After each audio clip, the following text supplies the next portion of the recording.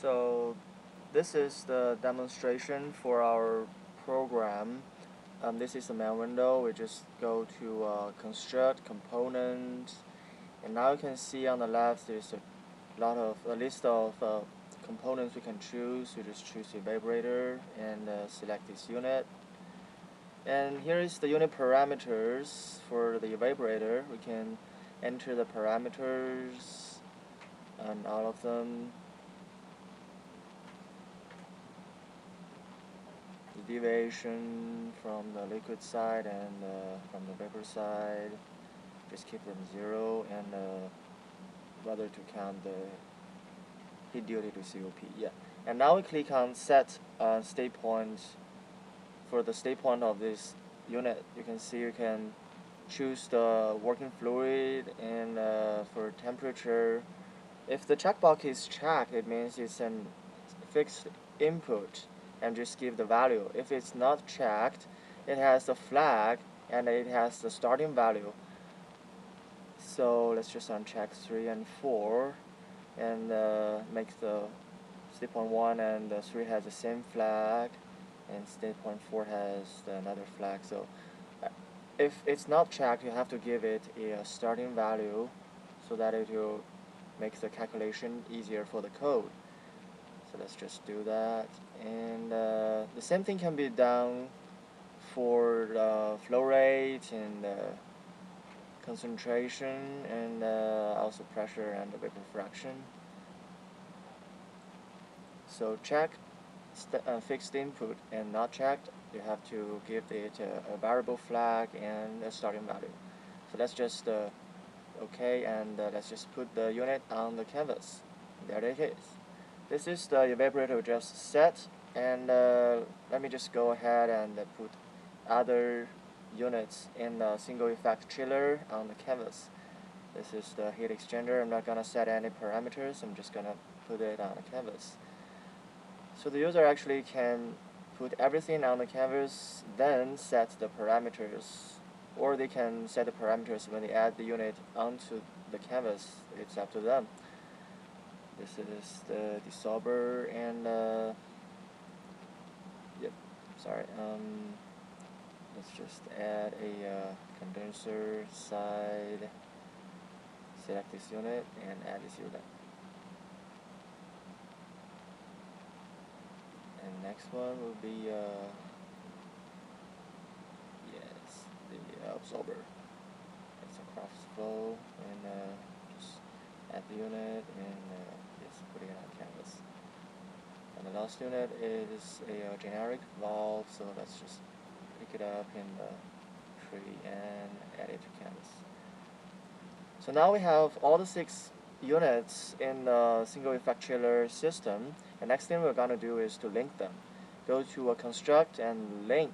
Hit the button, and you can choose 2 state points to link them. You can only link them in pairs, the green and the red, for the input and output. This dialog will pop up and ask which one of the state points parameters you would like to have as the common parameters. It will replace the other one, so that we can make consistency between the 2 state points. I'm just gonna link the state points real quick because we haven't put any parameters in this unit, so it doesn't matter which one we choose.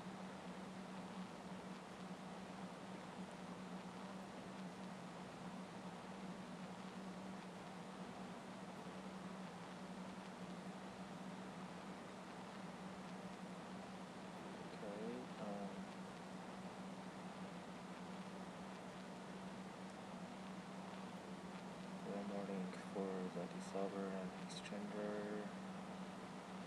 and let's just place it here so that the links won't cross themselves, and exchanger and absorber, and the last link. There it is.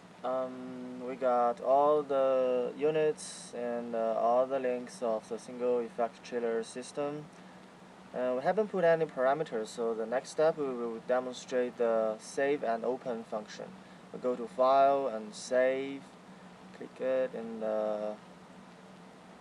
we'll save this project on the desktop. Let's just name it SEC. Let's just name it 1. So the file type would be XML. And okay, so we save it, and let's just clear the canvas so that we can read it. So we just open a new session, everything is clear, and we go to File and Open. And this dialog will ask whether we should proceed and discard a current session. It will pop up every time we try to open a session so that we don't lose the data we're working on by accident. This is the file just saved, and there it is.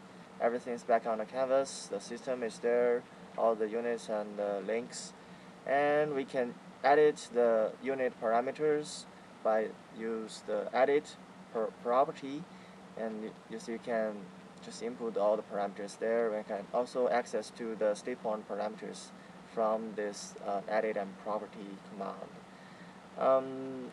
Yeah, since this is a demonstration and we don't have enough time to input all the data into the system, we're just gonna open the open one we just prepared with all the parameters in, the SEC, and this is the same system with all the same units, and we have put the parameters inside it so that we can go directly to the calculation. You can see that the unit parameters are already there, working fluid, temperature, and every parameter of the state points are already there.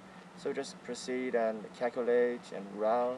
And this dialog, we just set the global parameters before we go to the calculation. So we just give it a title, and everything there is already set. So hit OK, and the calculation is carried out. So let's just go to the software folder. We go to project, which is default name for the output file. So got the calculation result. This is our calculation result for the SEC1 project, and down here is all the calculation result. We can also access to these calculation result in the function we're building in our program. This is for unit, and another tab is for state point. This is just a demonstration that we can access to the output. We'll refine our presentation of the calculation result in the next stage. So much for this demonstration.